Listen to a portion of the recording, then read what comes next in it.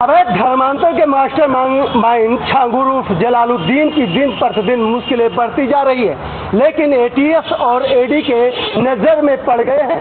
अब कई सवाल खड़े होते हैं कि 2047 तक इसको इस्लामी मुल्क बनाना चाहता था, लेकिन क्या हुआ कि एडी और एटीएस की गिरफ्त में आने के बाद अब छांगुर की मुश्किलें और तेज हो गई है।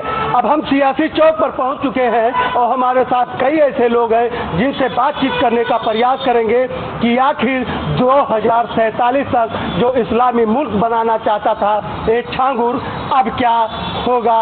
छांगुर जो इस समय बंद है लखनऊ के जेल में। पहले तो हम भाई साहब से जानकारी करेंगे। एक छांगुर नाम का व्यक्ति था जो इस्लामी मुल्क बनाना चाहते थे। ये छांगुर उर्फ जलालुद्दीन जो उतरौला में रहते थे, क्या है ये जो छांगुर का सोशल मीडिया पे हवा चल रहा है किसी मतलब का नहीं है और ये अवैध धर्मांतरण की गतिविधियों में संलिप्त पाया गया है, जो सोशल मीडिया के अनुसार जानकारी मिली। और कहीं न कहीं अवैध धर्मांतरण के अलावा लैंड जिहाद भी चल रहा है। अभी आपने देखा होगा पूर्व में एक झारखंडी सरोवर हुआ करता था, लोगों ने कब्जा कर रखा था, और आज क्या हुआ, आज फिर से झारखंडी सरोवर यथावत बना हुआ है। तो कहीं न कहीं प्रशासन की मंशा और शासन की मंशा रही है। अगर योगी की सरकार न आती तो शायद बात हो भी न पाता। बलरामपुर में धर्मांतर के सरगना जो छांगुर उर्फ जलालुद्दीन है, इसको 2047 तक इस्लामी मुल्क करना चाहते थे। कितना सत्य है? वो इस्लामी मुल्क करना चाहता है, हम लोग हिंदू वाला मुल्क करना चाहते हैं, तो देखते हैं कौन आगे निकलता है। अच्छा, छांगुर क्या ये था कि ये धर्मांतरण कराते थे या अवैध फंडिंग आता था? ये तो जांच का विषय है, प्रशासन का फेल्योर था।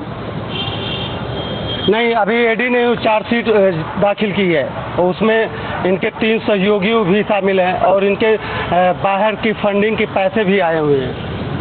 बिल्कुल आए होंगे, उनके 57 देश है, हमारे एको देश नहीं है। तो 57 लोग हमारे यहाँ फंडिंग करने के लिए तैयार नहीं है, वो तो 57 देश बनाए बैठे हैं। 57 देश बनाए बैठे हैं छांगुर उर्फ जलालुद्दीन। हम एक और सहयोगी हैं, उनसे भी बातचीत करने का प्रयास करेंगे। 2047 तक छांगुर इसको इस्लामी मुल्क बनाना चाहते थे। अगर छांगुर इस्लामी मुल्क बनाना चाहते हैं तो मैं भी सनातन मुल्क बनाना चाहता हूँ। ये हमारा देश सनातन का था, सनातन का है और सनातन का ही रहेगा। वो चाहे जितना कर ले, लेकिन सनातन के अलावा वो इस्लामिक बना ही नहीं सकते हैं। अच्छा, आपको क्या लगता है कि जो धर्मांतरण केस में फंसे छांगुर उर्फ जलालुद्दीन और उनके साथ में नसरीन थी, क्या है पूरा ये? नसरीन इनका नाम केवल बदला गया है, धर्मांतरण करके उसने बनाया है। ऐसा नहीं कि पहले वो नसरीन ही थी, ये केवल इसका जाल था कि लोगों को फंसाया जाए, उसके बाद में धर्मांतरण करा के उनको इस्लाम कबूल है, उसके बाद में धीरे धीरे करके मुल्क को पूरा इस्लामीकरण किया जाए। लेकिन वो इस्लामीकरण नहीं कर पाए हैं, ना ही कर पाएंगे। जितने लोगों को हुआ उनको फिर से पुनः घर वापसी लाया जाएगा।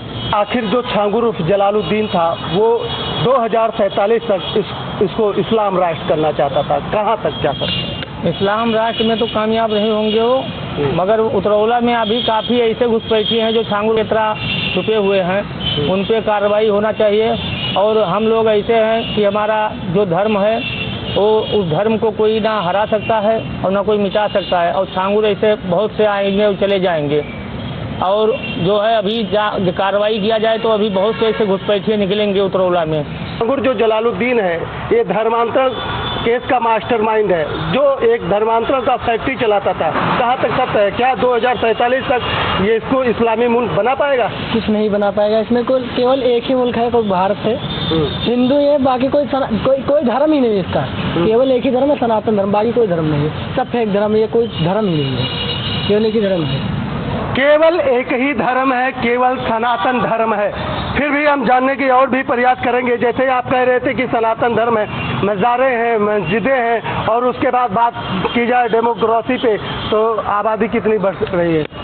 देखिए, मैं अभी सीमावर्ती क्षेत्र में, ये चूँकि भारत का उत्तर प्रदेश राज्य का बलरामपुर जिला है, जो कि सीमावर्ती जिला है, भारत नेपाल बॉर्डर पर है। और कहीं न कहीं अवैध गतिविधियां यहाँ पर चलती ही रहती हैं। उसमें प्रशासन कभी सफल हो पाता है, कभी नहीं हो पाता है। घुसपैठिए इसमें अपना मंशा पूरा करते हैं। डेमोग्राफी वास्तव में चेंज हो रही है। आप बॉर्डर पे जाइए, देखिए कई मजारे ऐसी हैं कि जिनको जांच का विषय है कि इसमें हो क्या रहा है। छांगुर अपने मंशा पे इस समय खरा नहीं उतरा, क्या कहेंगे इस पर? कैसे खरा उतरेगा? उसका मंशा था कि इस्लामीकरण किया जाए। इस्लामीकरण करते करते वो तो चला ही गया। जो इस्लामीकरण करने जाएगा वो चला जाएगा दुनिया से। अब बचाएगा क्या सनातन?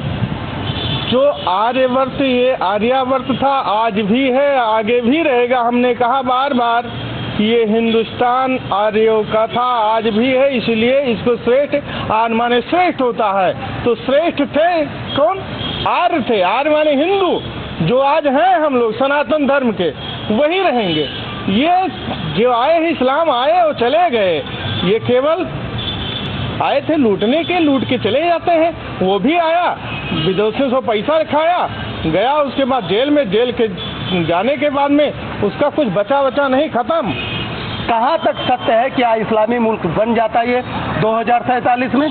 कभी नहीं, असंभव है, कभी नहीं बन पाता। और उसका मंसूबा था, उसके पास थोड़ा पैसा कहीं से विदेश से या कहीं से आ रहा था, उसी में प्रलोभन देकर कुछ लोगों को गुमराह कर रखा था। बाकी उसका जब समय आया तो उसका अंत हो गया। अब उसके आगे वो मतलब उसका समय तो खत्म है। जो भी अभी छुपे हुए हैं उनके ऊपर भी कार्रवाई होना चाहिए। अब जो हो गया उसका नहीं, उसके आगे वाला का देखना चाहिए कि जो छुपे हैं उनके ऊपर कैसे कार्रवाई हो। कहने का मतलब है जो लोग छुपे हैं उनके ऊपर भी कार्रवाई होना चाहिए।